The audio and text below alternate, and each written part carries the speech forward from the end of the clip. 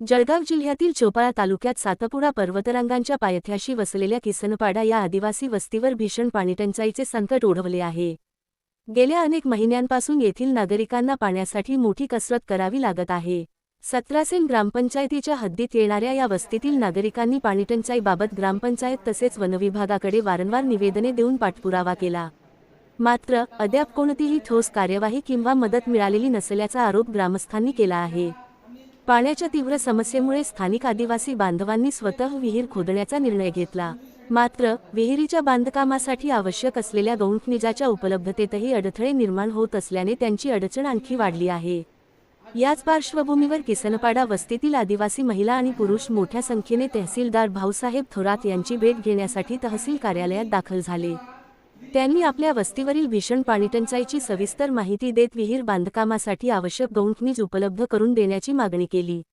दरम्यान पंचायत समितीच्या प्रशासकीय अधिकाऱ्यांकडून चोपळा तालुक्यात एप्रिल, मे आणि जून महिन्यांत पाणीटंचाई नसल्याचा दावा केला जात असताना आदिवासी बांधवांना आपल्या मूलभूत गरजांसाठी अधिकाऱ्यांचे उंबरठे झिजवावे लागत असल्याने प्रशासनाच्या कार्यपद्धतीवर प्रश्नचिन्ह उपस्थित होत आहे।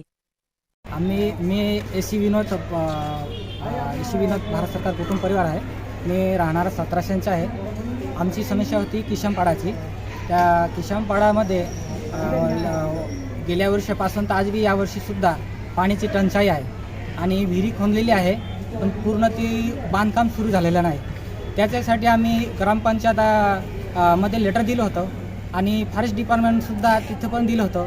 आज 3-4 महिने झाले, अजूनपर्यंत आम्हाला त्याची परवानगी मिळालेली नाही आणि असेच आम्ही एसी कुटुंब परिवारचा आणि नॉन ज्युडिशियल व्यवहार कुदरती व्यवहारमध्ये चालणारे आहे।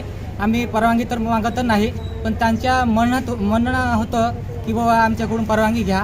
त्या पद्धतीने सुद्धा गेले असताना सुद्धा हे आम्हाला अशा प्रकारे आमची वेळ घालत आहे। तर आम्हाला पाण्याची भरपूर टंचाई आहे आणि विहिरी जर वरून जर पाणी आला तर विहिरीचे नुकसान होऊ शकते आणि आम्ही त्यांचं किती वाट पाहावं म्हणून आम्ही रात्री जेव्हा रेती वाहण्यासाठी गेलो होतो तेव्हा प्रशासकीय अधिकारी आले होते आणि आम्हाला अडवले। तर आम्ही फक्त आमचं कामसुद्धा आम्हाला करू द्या, असं अडू नका। तुमच्याकडून जर अशा कामांचा वेळ लागत असेल तर आम्हाला आमच्या कामासाठी आम्हाला अडवू नका आणि आमचा जो काही पूर्ण हक्क आहे तो आम्हाला करू द्या, असे म्हणणं आहे। मग आता तुम्ही इथून कोणाकडे जाणार आहे? DYST ला भेटणार आहोत। त्यानंतर आपल्या पंचायत समितीचे BDO मॅडम आहे त्यांच्याकडेही जाणार आहेत का आपण? त्यांच्याकडे बी जाणार आहोत। अच्छा, तर ते किसनपाडावर किती वस्ती आहे आणि कधीपासून आपल्याला पाणी टंचाई आहे?